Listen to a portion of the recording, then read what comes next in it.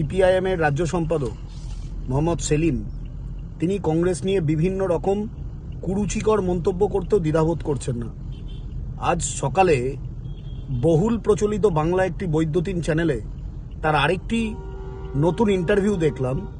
সেখানে তিনি এক প্রকার ধমকের সুরে কংগ্রেস দলকে ভাঙানোর কথা বললেন।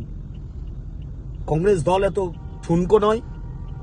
যেমন আপনাদের দলের কোনো কোনো নেতা যারা নৈতিকতার দায়িত্ব সবটাই আপনাদের নেই বলে মন্তব্য করেন, বা আপনারা বিশেষ করে আপনি তাকে মদত করেন সেই কথাবার্তায়, তখন এই কথা বলতেই হয় বাংলার মানুষের রুটি রুজির লড়াই, বাংলার মানুষের শিক্ষাক্ষেত্রে লড়াই, বাংলার মানুষের জন্য যে লড়াই, বেকার যুবক যুবতীদের সাথে, কলকারখানার সাথে, সে লড়াই কংগ্রেস একা লড়ে নেবে।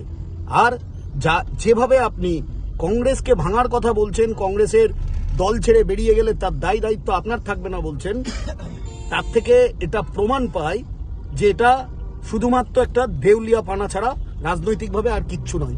ভালো থাকুন, সুস্থ থাকুন, আপনার দীর্ঘায়ু কামনা করি।